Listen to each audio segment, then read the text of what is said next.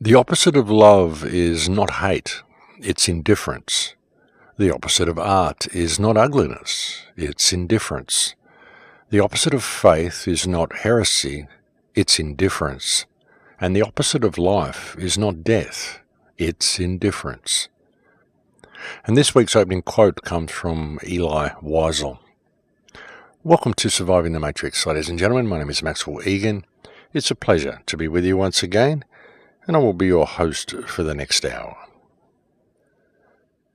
Recently, you have probably heard me talking quite a bit about history, quite a bit about the lost nation of Tartaria, a nation that existed in Europe that nobody seems to know about. It's a nation that's been expunged from history, and yet it still exists on many maps. Well, it still exists on many old maps anyway. It doesn't exist on too many new maps, but you can still find it on old maps if you search for it, and it does appear to be quite a well-known and well-established nation. Of course, any academic sources that you question about this nation, they will simply tell you it was an area of land, it was never actually a nation, and yet, as I've also pointed out previously, we can find flags of this nation. And if it was just an area and not a nation, then it wouldn't have a flag. So it was in fact a nation and not simply an area of land, and there's every indication that it had also spread out to become a worldwide civilization. This is very much suggested by the similar architecture in so many countries around the world, very old architecture, which is all very much the same. And this is what is termed Greco-Roman architecture. But one would ask, why would every country around the world be building their government buildings using the same architecture? You find this everywhere. You find it all through the Americas, you find it through South America, you find it even in Japan and Australia. So why would they be using the same style? That's the question. And even not just the architecture, but the symbolism, the motifs, the designs, even the clothing, the styles of clothing that people wear, these are all very similar all around the world. They may not seem that way when you first look at them on the surface, but when you really analyse things, you find that they all have a common root, which very much suggests that all of these nations, all of these cultures were all connected. And no matter how you look at it, this is very much what is indicated, ladies and gentlemen, and also through the discovery of a worldwide language, which was Magyar, or the root language of Hungarian, which was spoken by the Incas, by the Polynesians, and also by all the Australian Aboriginals, and many cultures all around the world seem to have spoken this language. Polynesians, Melanesians, all of the island cultures seem to have spoken it. In fact, Magyar seems to have been so common around the world that one might question if one were to apply Magyar translations to some of the lost languages that we still can't figure out, such as the Rondo and things like this. Perhaps we could find that there is a way of translating them if we use Magyar. Who knows? It's just a thought. And something else you've heard me talking about a great deal is the evidence suggesting a worldwide mud flood that happened as recently as 150 to 200 years ago. As I've mentioned before, there's a Russian channel run by a man called Philip Druzinin who is covering this quite extensively, and I do recommend you go and look at the research that he's done on this because it is quite compelling.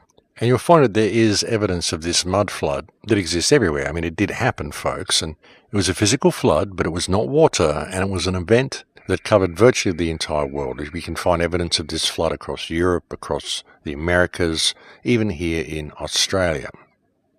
And evidence of this flood appears as buildings that have a sub-level, a level below ground, and also as many of the buildings that look like they were carved into rock faces, look like they were carved into cliffs. There's a very real possibility that they weren't carved into the cliffs, but simply the cliffs flowed over them, or perhaps the cliffs even became molten around them.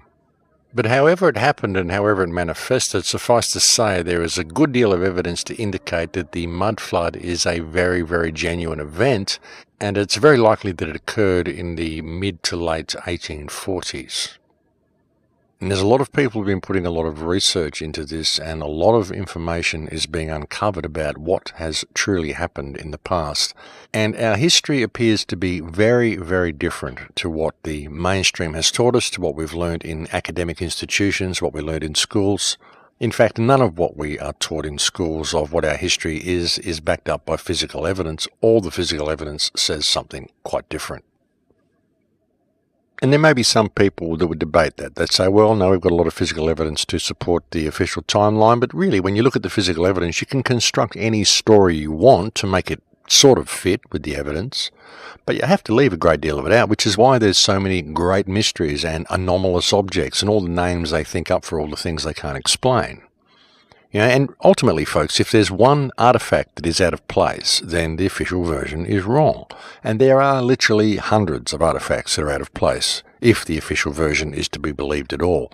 And again, these are all sort of listed as anomalous objects and great mysteries and all shrouded in secrecy and presented as something that we just don't know how they did it. But really, if you can face the very real possibility that they don't fit because the timeline and the history that we're given is completely wrong, then you begin to see a little bit of the bigger picture.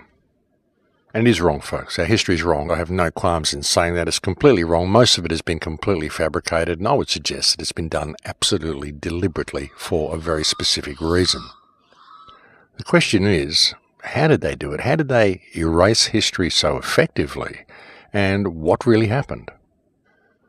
Well, what evidence suggests really happened is, as I said, this mud flood. There was a flood that's gone across the entire world. And the mud flood, because it is mud, it's not water, it appears to have come from the land itself. The question is, how did that occur? Was it a natural occurrence, or was it simply done by somebody or something? And the other question is, of course, why can no one remember this? How has it been so effectively expunged from human memory and expunged from our history? Well, as I've said before, how long would it take to change history and hide history? And effectively it would take 3 generations, but you could actually do it in one. If you were to remove the older people, well, most of the older people anyway, a high percentage of the population, just wipe them out and simply replace them with children. The children wouldn't know what history was, especially if they were children that had just been put in place after some sort of a cataclysm like a mud flood. And these children would believe any history that they were taught. I mean, they wouldn't even have an interest in history to begin with. You'd put them in place, set them to work, and they'd be too caught up in the rigors of everyday survival to ever even question where they come from or what they're doing there. I mean, for a child, it would just be the way things are. They would gradually grow up over generations, and you would just teach these new generations this new history. And when you look at the stories of old, the stories of the chimney sweeps and how so many children were working back in the old days, and we just thought it was terrible that there was child labour and that's the way they did it. But why was there so many children working? Why weren't the adults there to do the jobs that the children were doing? There's been a lot of photos that have been surfacing lately, a lot of old pictures, and you can go and find them yourself. If you look at any historical photos from around circa 1850, look at St. Petersburg, look at some of the major cities in the United States, major cities in England, major cities right across Europe around circa 1850, and you'll find very, very few people in the photographs. You see these big cities, but there's just no people around. Why is that? And another thing you can find, something that I found on a channel the other day, which is another channel that I've just found, which I really do recommend people go and look at. It's a channel called Conspiracies Are Us, and it's a very small channel. It's only got about 2,700 subscribers or something, and I cannot imagine why, because he's doing some very, very good dot connecting, and he does deserve more views. But what I saw on this channel was a video that he'd done. If you're watching this on YouTube, I'll put a link below in the description. And it's about 21 minutes long, but it was a video discussing foundlings and orphan trains in the late 1800s. And a foundling is a child which is abandoned and is found and cared for by someone else, or perhaps taken on to an orphanage or even an asylum, because there were many places that were set up and they were called asylums, and these were simply for people to care for children and for unmarried mothers to go and have their babies as well. And any woman who had a child out of wedlock, circa 1850, was required by law to hand their baby over to a foundling home. And around circa 1860 to 1880, there were literally thousands, tens of thousands of foundlings which were being dropped off at orphanages all across the world. Right across Europe, right across Russia, right across America, even here in Australia, New Zealand and Africa. It was about 200,000 children per annum were shipped from east to west across the United States. And this is what was happening in so-called orphan trains. And they just used to be shipped out there, and all the kids would get off the train, and people would get up there and pick the children that they wanted, and then the train would be reloaded, and they'd move on to the next town, and they'd pick the children that they wanted. All the children were picked to use for labour. And it didn't matter if the children were related or anything, they were often separated, and they were simply given whatever last name the people thought they should have, given whatever first name and last name kind of by lot. So there's no way of tracing the genealogy of these kids, like if a brother got separated from a sister or siblings got separated at all. If they went to another town, they were given another name, and then they grew up and there would be no way they would be able to locate their siblings. So all of them were just completely thrown into a new life. And this was happening all around the world, and there were major enterprises in place set up to manage these children, to care for these children, to ship them all around the place. There's reports of certain cities in Italy, for example, that had up to 1,200 foundling homes in the cities just to accept the influx of foundlings that were coming into the areas. The question is, why? Where are all these children coming from? There's one place, or two places, I think, had 45,000 children delivered to them in 1 year. There's reports of, like I said, 200,000 per annum being shipped across the United States. There's reports of around about 100,000 per annum being shipped out of England to Australia, New Zealand, and Africa. There's reports of children being shipped into major cities in Russia and then being sent out to rural areas, which is very strange, because if the children were being found in rural areas and then being brought back to major cities in Russia, why were they then shipping them back out to rural areas? And the question is, if these cities are empty and there was very, very few people around, which is very much what is indicated by the photographs that you see, then where were all these children coming from? And again, there's every indication that all of these children were put to work. I mean, that's what is there in the documentation. All of these kids that were shipped everywhere all around the world were all put to work. So again, the question is, where were the adults? Why weren't the adults doing the work? And why exactly would so much labour be needed? Yeah, in a normal society, in a normal world, if things have gone along the timeline that we're told, and there's just families going out and colonising new areas, the settlers going out building their log cabins and having children, why would you need this huge influx of child labour to be sent so many places around the world? It's a very interesting question, ladies and gentlemen, and the question also must be asked, were the children brought into these countries and into these places as labour for the clean-up operation after the mud flood? Because there's a great deal of evidence to suggest this is what actually happened. And that many of the stories about colonisation and all of this sort of stuff are very likely cover stories to hide the fact that these children were being shipped all around the world, and the stories of the foundlings even, of these foundling homes and these vast orphanages and all these things they needed. This is very likely a cover story as well, to explain the presence of all of these children. The question is, where were the children coming from? And really, when you look at this, folks, the figures are astronomical. They really are. And as I said, I'll put the link below, if you're watching this on YouTube, I'll put a link below to the video discussing the foundlings and the orphan trains. And if you're not watching this on YouTube, you can simply go to my website, thecrowhouse.com, and you'll find that the video is currently embedded on my homepage and will stay there for a couple of weeks. But I think it's extremely interesting, the volume of children that were being shipped around the world, and the evidence that exists all around the world to indicate that there was a civilization prior to this one not too long ago, and this current civilization simply moved in and took over the real estate. And when I say real estate, what I mean is not just the real estate, but also many of the buildings. And as I've said before, folks, really when you look at our cities, there's no way these cities were built by us. Some of the architecture is just too old. Some of the architecture is just too complicated by our standards. How do we ever do any of this stuff? I mean, we certainly can't do it today. And some of the architecture here in Australia, it's not possible for the settlers to have built this. They simply wouldn't have had the machinery to be able to quarry the stones to build these huge government buildings, which are very old buildings. We've got buildings here that have been here since the late 1700s, and yet this country is supposed to have been colonised in 1770. And yet by 1778 we've got cities, by the early 1800s we've got huge cities, and it's just not possible for these cities to have been built in that time. And evidence would suggest that they weren't built in that time, they were already here. We just simply cleaned them up and moved in and took over the real estate.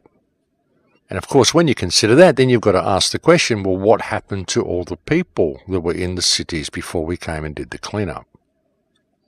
What happened to everything, folks? What happened to all the technology?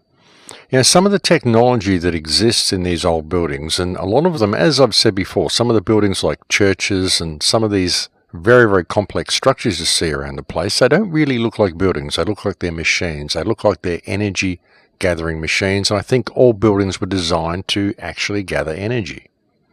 I think free energy was a reality. I think free energy was part of everyday life, and I think that a lot of these structures were designed with that in mind. And they were designed to harvest energy from the surrounding field. I know it sounds a little outrageous, but there's every indication this is what was going on. Have you looked at some of the old fireplaces in some of the very old buildings? They don't seem very conducive to burning actual fires in there. Some of them are extremely shallow and don't appear to have chimneys attached to them, and there's no grating, no sort of place to actually build the fire. Very strange looking fireplaces. They seem to be connected to a metal type of device, some sort of a metal railing that runs around them, and there's always these two items, like two urns or two little spires that sit at the front of the fireplace, and there's always a metal plate at the back. And perhaps these two metal objects at the front combined in perhaps some sort of positive negative energy field and projected some sort of a beam onto the metal plate at the back, or some sort of energy onto the plate, and the plate itself was what heated up and heated the room. I've been getting a lot of people sending me information out of Russia, which has been really good, so keep that up. And there's also a Russian website that has noticed this and is suggesting that this is a possibility as well. And a lot of these old fireplaces, they've got these setups, folks, and they really don't look very conducive to burning wood. And again, you look at the copper tops of a lot of these buildings and these devices that are all constructed on top of them, you've really got to wonder why they're there. Are they just there for decoration, or is there a higher function to some of these things? There's a building in Florida called the Ponce de Leon Hotel, which has got a very interesting device on top of it. And it looks like it's just some decorative thing, but when you look at the building, this device, it's very unusually shaped and it's made of metal. And it's quite an intricate little device as well, and it's not exactly in a position where people are going to be viewing it. So what's it doing there? And why go to all the trouble to make something so incredibly decorative and to put it up in the center of the roof? And this is quite a big hotel. This is a 540-room hotel. What's it doing with this metal device on the roof? And if it's just there for decorative purposes, why do they make it out of metal? It's very obviously different to the rest of the building. The question is, what's it doing there? Is it just a decoration, or is it actually performing some sort of function? And I would very much suggest that it is performing some sort of function, and that free energy was a reality back in the middle of the last century and is very much still a reality today. It's just that the technology has been hidden from us. And really looking at all this, folks, looking at these foundlings and this whole information about the mud flood that's come out, all the information that's been surfacing lately, it really causes me to question everything. Question everything that I thought I knew about history. And I've spent a lot of time in my life looking into history. It's always been a fascination for me because of all these artifacts lying all over the world, all this weird stuff lying everywhere. You kind of find out about it when you're young and you want to know where it all comes from and what really happened. But all you've got to go on, all I had to go on for many years was books from academia, books from libraries. You could go to places and see things, but then you try to research them. All you've really got to go on is local legends and what the books tell you. But there's so much more information surfacing now, and the whole idea of these foundlings, these massive amounts of children being shipped all around the world and being used to run cleanup operations after the mud flood. You've really got to question this, folks. You've really got to look at what happened and where our civilizations came from. And like I said, it causes me to question everything. All of the wars, all of the formation of society as we know it that we've been given anyway. The Napoleonic Wars, World War I, World War II, all of these things, I question all of them now. I don't think any of them have been fought under the pretexts that we've been told. I think all of them are actually all related and are all part of the destruction of this ancient culture, this ancient civilization. And I think it's still ongoing. I think that the war in Syria, the destruction of Aleppo, the war in Yemen, this is all about destroying the infrastructure, destroying the buildings, destroying every trace of the past, any trace of anything that would suggest the existence of Tartaria, of Atlantis, of this lost culture, this lost civilization. It helps me understand the feeling I had when I was a child, why I was so appalled and so disoriented by the fact that people had to pay to be alive and we had to buy land. Why I felt quite literally that some terrible mistake had been made and I'd been born into the wrong reality. It makes me question where my mother really came from. My mother and her 4 sisters, 5 daughters that were just suddenly in Tasmania, living out on this property. How did they get there? Were they really born there? My mother remembers her mother was very young and died very early, and she had quite a strict father who married another young woman. But I really begin to question all of it. I really begin to question what my roots are, what my family ties are, what my family tree really is. Because really when you begin to look at the bigger picture of all this, folks, you begin to see that the war for Tartaria was the major battle of this earth, and it's still ongoing. It would appear that Hitler attempted to make a last stand for Tartaria. This is why he was using the swastika. And the swastika is a very ancient symbol, folks. A great video that was actually put out by New Earth the other day, where she went through the use of the swastika in Western cultures. You find that the swastika was very much used in America, was used in Australia, was used everywhere. It's a very powerful, very potent symbol and a very positive symbol. And suddenly it was turned around and presented to the world as being this hateful symbol of fascism. And what are we giving our attention to now? Things like peace signs. And what's the peace sign? The peace sign is the Druidic death rune. And here's us worrying about all these wars, giving all our attention to this peace sign and wondering why so many people are dying when we're sitting here worshipping the death rune. Yeah, this sort of stuff is what's been done to us, folks. The swastika is actually a very positive symbol from the past, representing abundance and giving and all sorts of good things. You've got to wonder why it's been vilified. Well, I guess not. You can understand why it's been vilified so dramatically and so effectively, why everybody now sees it as a symbol of fascism and a symbol of hate when really it's a symbol of freedom. And no, I don't think Hitler was a great guy, and I don't think that we should all become Nazis. I mean, this isn't what it's all about, folks, but I don't even believe the stories of the Nazis, and I certainly don't believe the stories of the Holocaust at all, because there's no evidence to support it, and I don't care what anybody thinks about me saying that. The thing is, ladies and gentlemen, as I said, I now question absolutely everything. Everything that I thought I knew about history, about how we got here, and about where we're going, and about how things are really being run. Even with the mud flood, folks, I would suggest the mud flood was done via frequency, done via creating a type of an earthquake scenario. You know, when you have an earthquake, when you're in an earthquake, what happens is the shaking causes the soil beneath you to liquefy. And that's what causes the buildings to drop. I mean, they start shaking because their foundations are unstable because the ground below them has turned to liquid. This is what I felt when I was in Mexico last year. There was quite a big earthquake in Acapulco when I was there, about 7.2 or something. And I was on the ground floor of the Princess Palace Resort, and the entire ground of the hotel felt like we were floating, felt like we were sailing on the ocean, because the whole hotel was floating on the liquid soil beneath it. And that's what happens. And if you could liquefy soil in a certain way so that the ground either flowed down from the mountains over the villages or the villages simply sank into the ground, this would be how you could destroy a lot of the population quite quickly.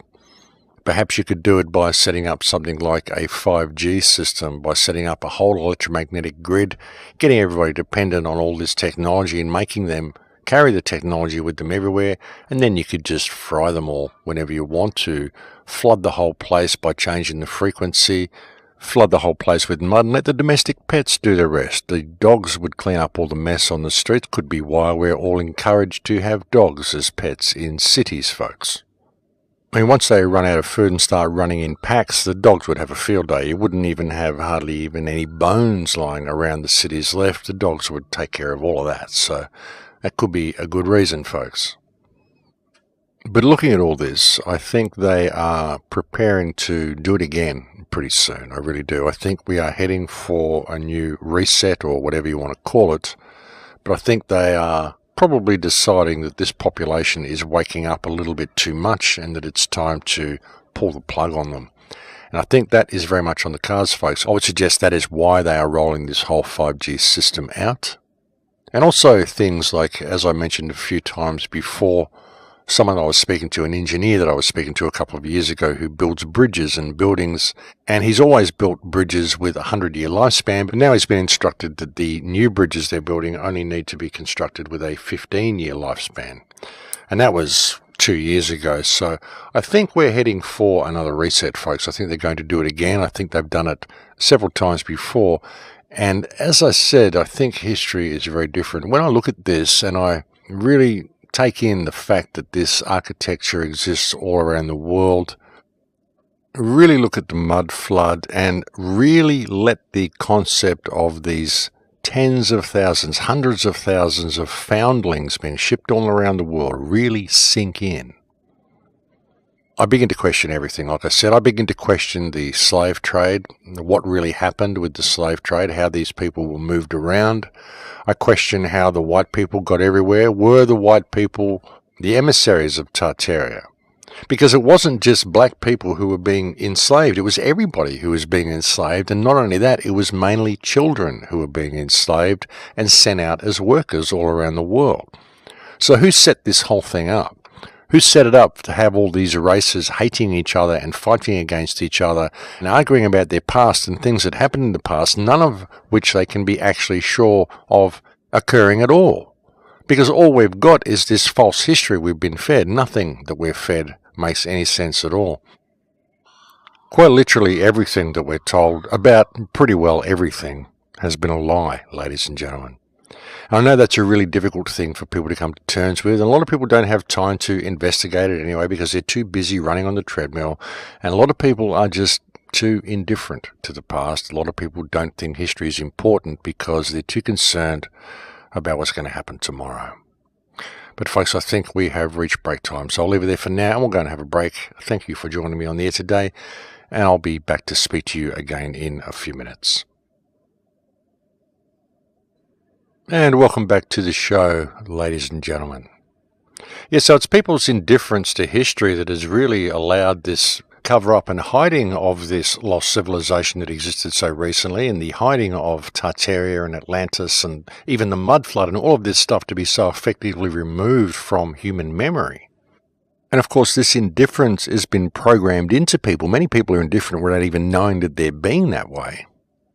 And this removal of our history from the collective consciousness is really an integral part of the control grid, because really that's what it's all about, is control.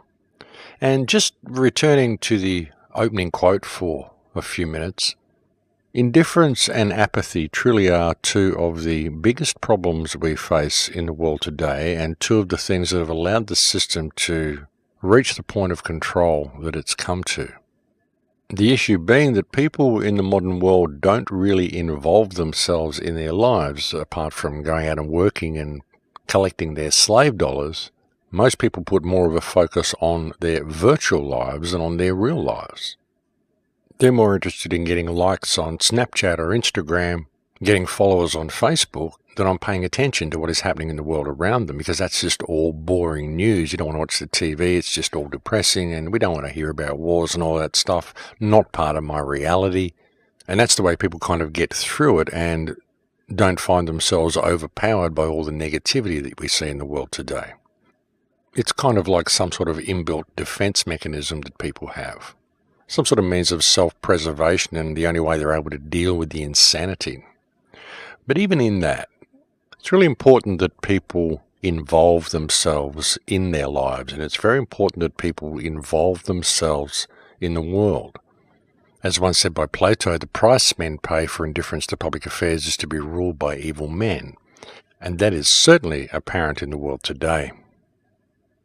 There is far too much indifference in the world today. A lot of it, I would think, is coming from the rise of the technological world that we're seeing around us, the rise of this digital dystopia where everybody's locked into their smartphones and no one's really paying attention too much to what's going on around them. This really does create a kind of indifference by default in people because they're always too busy doing other things. And it really is one of the main obstacles that we need to overcome as a species if we're ever going to get ourselves out of this mess that we're in. And even looking at that, one of the most interesting things about it is the fact that what people are so busy doing most of the time is nothing. Because the other things that people are doing most of the time is, in fact, staring at their smartphones, doing nothing. All they're doing is getting mental input, mental stimulation, but they're not actually doing anything except staring at this little device in their hand. I mean, they may be using their thumbs, but they're not interacting with the world. They're interacting with the virtual world, which is a world made up of zeros and ones and no actual physical content, and for all intents and purposes does not actually exist. And another really fascinating thing about the virtual world is that what you see in the virtual world are essentially simulations of that which exists in the real world. And the more realistic the simulations are, the more people enjoy the virtual world. And yet while they're doing that, they're missing out on the real world around them because they're locked into this little device in their hands. And all of the stuff they're looking at doesn't exist. They're missing out on existence for looking at a nicer digital version of that existence, which doesn't actually exist. It's very, very bizarre when you think about it. And of course, the reason people are so locked into this world is because of the dopamine addiction that they are suffering because of the way these devices have been set up. You know, every time you click an icon, every time you do something on your smartphone, every time you click something, every time you get a like, all of these things release dopamine into your body. And we have a society that is now suffering from mass dopamine addiction, most especially among the youth of today. And it's true, folks, it's what causes this addiction to technology. And for the most part, people are caught up in a situation where they're measuring their life and their whole existence by the amount of pleasure they're able to receive at any given moment, which renders them into a state of indifference towards the real world around them. And to me, I mean, I don't know, I just find it a weird thing, this fascination people have with the tech. And often when I say this sort of stuff, people say, yeah, but here we are watching this stuff on our smartphones, Max. If we threw away our smartphones, we'd never get to watch your show. And I just don't understand this because I do the shows and I watch all these other shows, but I don't have a smartphone. I do it all on my computer at home. That's the thing, you know, you've got all the stuff at home to be able to do this. And you can still do all the things that you are doing online now by doing it on your computer. I mean, all I'm suggesting is that when you go out into the real world, you leave the tech behind and you go out and actually experience the real world and experience real people as themselves, not people that are sitting there staring at these screens. I mean, you don't need to take the virtual world out with you into the real world. You can leave the virtual world at home and participate in the real world. That would make a huge difference if people were to do that.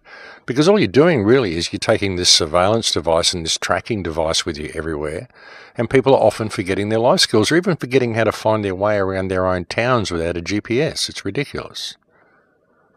And that's the problem, folks, is that people are taking the tech with them everywhere they go, and they're using the tech to involve themselves in real-world activities, such as shopping at supermarkets and checking into hotels and all of this sort of stuff that they're using their tech for when they never used to. You used to just sign forms and go and pay cash and do all this sort of stuff, and you could still do that. Of course, people say, well, this is the way they do it. If I didn't take my smart device, I wouldn't be able to use these places. Well, fine, don't use them. Go somewhere else. If you stop doing that, if you stop using them, then they'll stop using the tech because they won't have a choice. The only reason that they're all changing it all over to digital is because people carry their smartphones around with them everywhere and they let their smartphones run their lives for them. As I said, you know, they just become indifferent to everything. Click a few buttons and the job's done. Click a few buttons and you find your way here. Click a few buttons and this happens and that happens. You don't have to think for yourself. The phone does it all for you. I mean, really, it's about a loss of life skills and it's about control, and ultimately it's about surveillance. And this is how it's done, folks, and this is why the control grid is able to perpetuate the way it does, is why it's able to continue, because people simply don't notice it because they're too distracted doing other things. But like I said, the other things they're doing are virtually nothing. And the real world is going through some drastic changes around them. Indeed, it's gone through some drastic changes already. We've certainly seen some changes in California this year. My heart really does go out to the people in California who are suffering the fires as well. Notice how every fire they've had in California in the last 2 years has been the worst fire in California's history, and it just keeps getting worse and worse, and it's all part and parcel with the same thing, folks. Very coincidentally, of course, the location of all of the fires that we've seen in California in the last 2 years just happen to all follow the path of the new high-speed train that they want to put in between San Francisco and Los Angeles, all of which is being run by Senator Feinstein's husband. $1 billion contract, set to make a lot of money on that one, folks. And these are very interesting fires. Again, the fires we saw in Malibu are a particular type of forest fire which turns houses into uniform piles of white ash, but somehow seems to not burn the forest or the trees. This is all active denial. This is all directed energy weapons, ladies and gentlemen, and it's simply a taste of what is to come. And looking even deeper at this control grid, looking deeper at the 5G grid, you've got to ask yourself whether what is really being set up is not a kill grid, because it could well be used for that. And you think about it, folks, if they've flooded the world, if they've done all this stuff, brought all these children, all these foundlings, created this whole new culture, this whole new society, they built it up to a certain point, and if they needed to wipe the people out, well, this would be a perfect way to do it. You get people enslaved to this monetary system which limits their potential, causes a barrier to be erected between them and reality, a barrier of scarcity whereby they've got to collect paper in order to pay to be alive. Gradually lead them into this digital system, lead it to a point where they've got to carry this device around with them in order to perform everyday functions. This device gives you the ability to be able to track everybody, locate anybody at any given time, record any conversation everybody's having, literally surveil every aspect of everybody's lives. And if you really needed to, if the situation got to a point where you were found out, you could simply switch the whole system over to active denial and fry them. Now, this whole 5G grid they're setting up, the electromagnetic system they're setting up, you've got to wonder exactly what can be done with this. I mean, we know it's going to be used for communication. We know they can target individuals specifically for active denial. But what else can they do with it? Could it somehow be hooked up with HAARP? Could it somehow be hooked up to send out a pulse to cause an earthquake? Could it somehow be used as a means to create an electromagnetic pulse that would liquefy the soil and create a mud flood? I mean, did they do this last time? Who knows how they did it, folks, but there is certainly a lot more to this 5G grid than meets the eye. And as I've been pointing out, there's also certainly a lot more to history than meets the eye. You know, I'm of the opinion that all of the wars that we hear about that were fought in the past, as I've said before, I think they were all fought contemporaneously. The Napoleonic War, the War of Genghis Khan, the War of Troy. All of these wars were actually the war for Tartaria.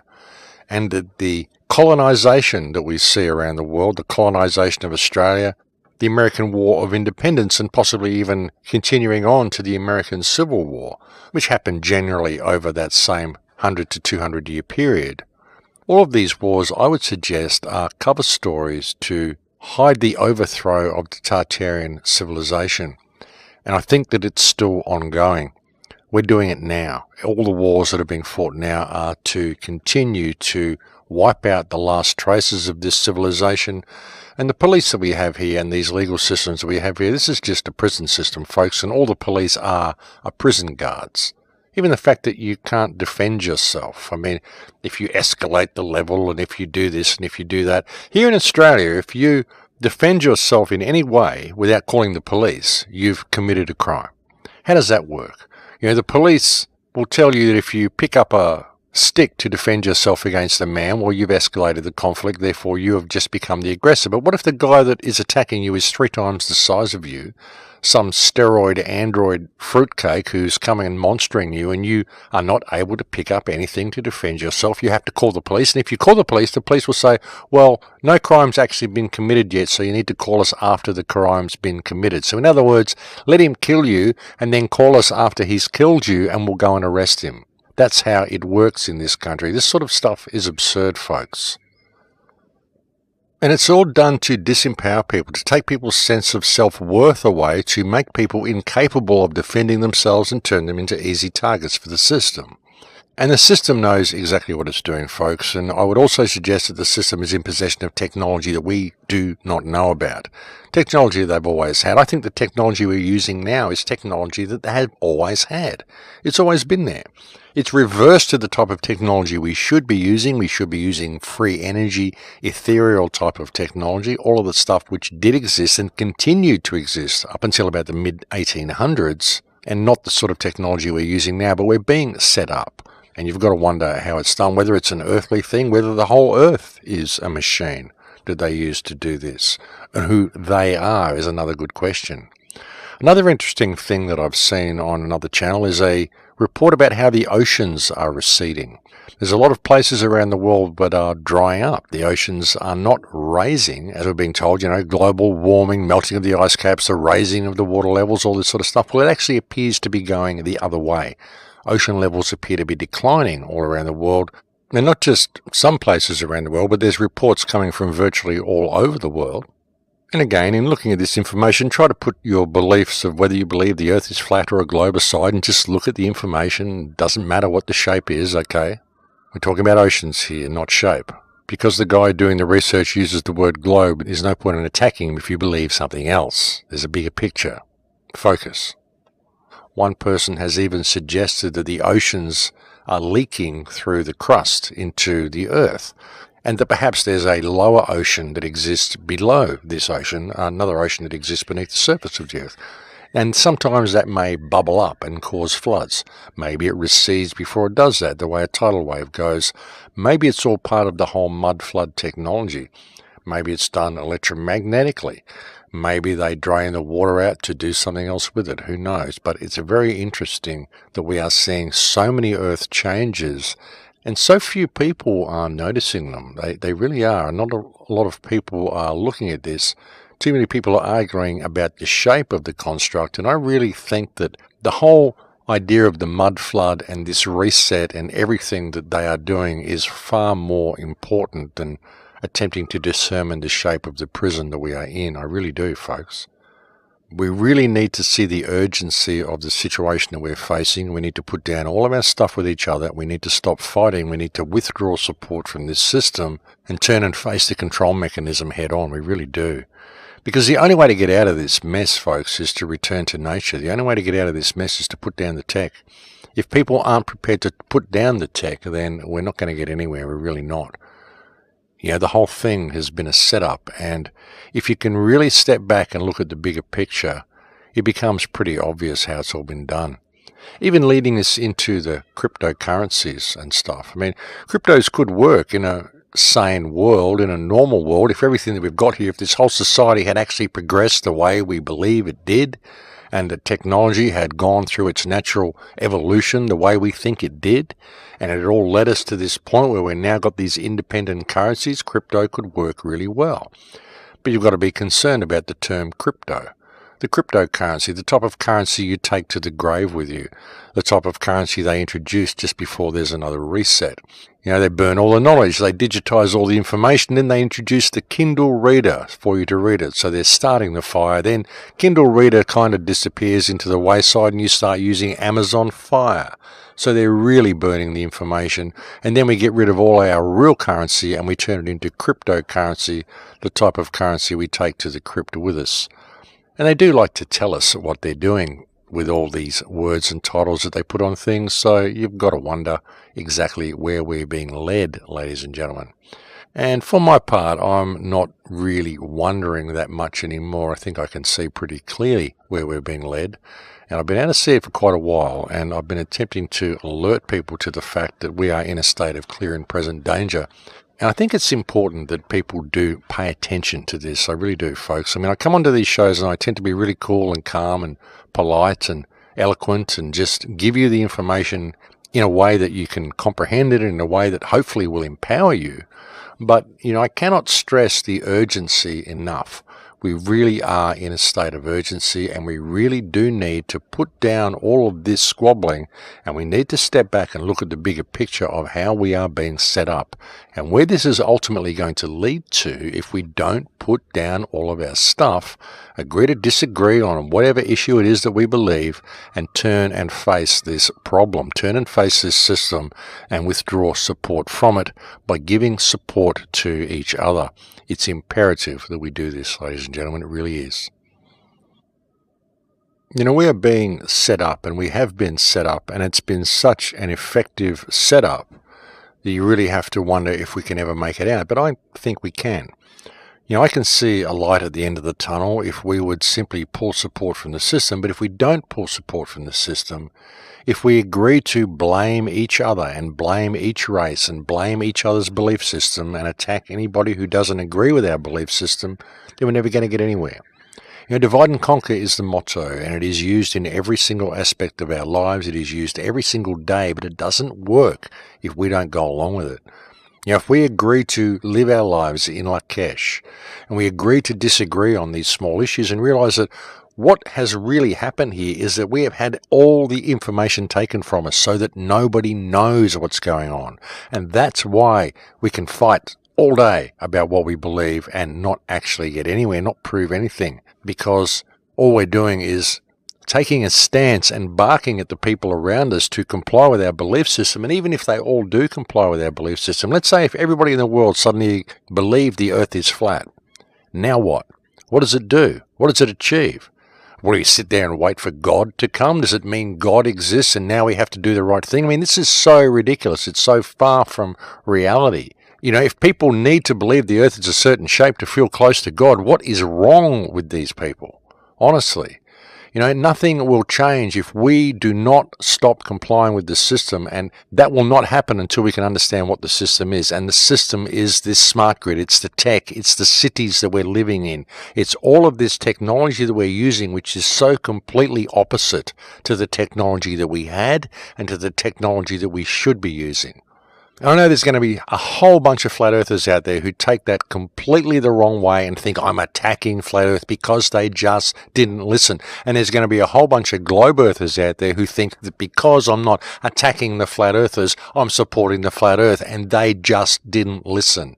It's the same as if I even suggest that the white people come from Tartaria and that we're being exterminated for a reason. All of this multiculturalism is being brought into white countries to wipe out any trace of this past civilization. And if I even suggest that, then I'm called a racist for doing so. And people cannot see that they've been set up to think this way. You know, the whole slavery system, the whole slavery history that we're given, I even question that, folks. I really do. I think there's a group of parasites that have put this whole system in place, and they've played everybody off against each other, and it's time we put it all down. It all happened in the past, and really when you look at everything that I brought you on the show today, look at the mud flood, look at the foundlings, look at the history, look at the fact that our timeline has been changed, all the stuff that I brought you for so many years on this show, when you really bring it into account and take it into account that you don't know what happened because you don't know what our history is because we've been lied to on every single count, then what is there to feel animosity towards other races about? What is there to hate anybody for?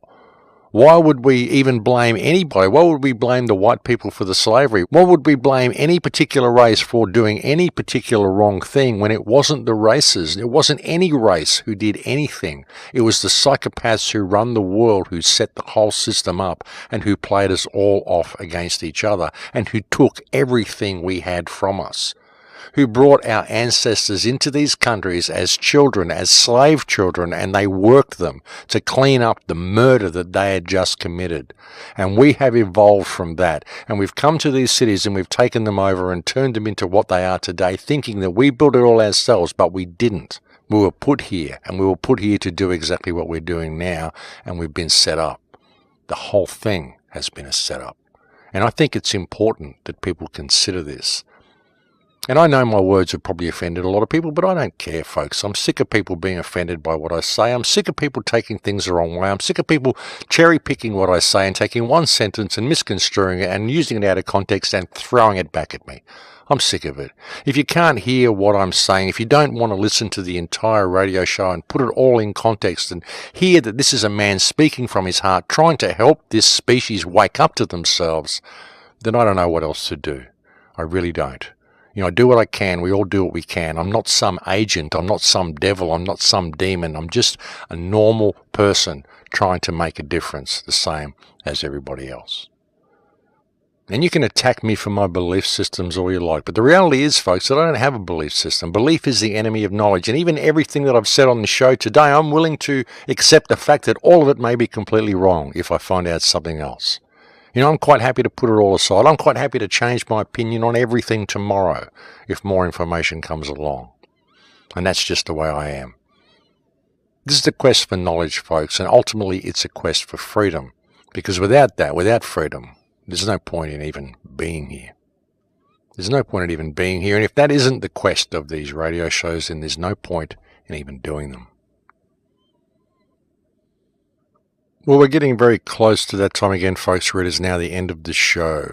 Sorry I didn't bring you any radio shows for the last 2 weeks, and if you're wondering why you haven't heard from me much, I've actually been virtually offline for the last 3 weeks. I've been virtually without internet. I actually almost didn't even get to bring you this show again this week. I almost didn't have any type of connection at all, and it's just been an absolute nightmare, to be honest. And that's why some of the editing might be a little bit askew on this show and some of the imagery may be a little bit out, because I simply haven't had time to collect the sort of stuff that I really wanted to show you or put the time or effort into the show that I really wanted to do. I've been spending too much time on hold from phone companies, and we've just had so many problems here with internet connections and cables failing and all sorts of stuff going wrong, so I just haven't been able to even get online to answer emails or show up at appointments or interviews or any of the stuff that I've been wanting to do in the last 3 weeks. I've just kind of had to put everything on hold, and I do apologise for any inconvenience, but I'll try to get back to being a little bit more regular now that I've got a connection again. I guess that's one of the problems that you have by not having a smartphone, folks. If you only use a home internet connection, they can get you that way as well by messing with that connection. Because if I had a smartphone, of course, I could have just got online on my phone at any time, couldn't I? But then I don't have one, so that's just not how it works out for me.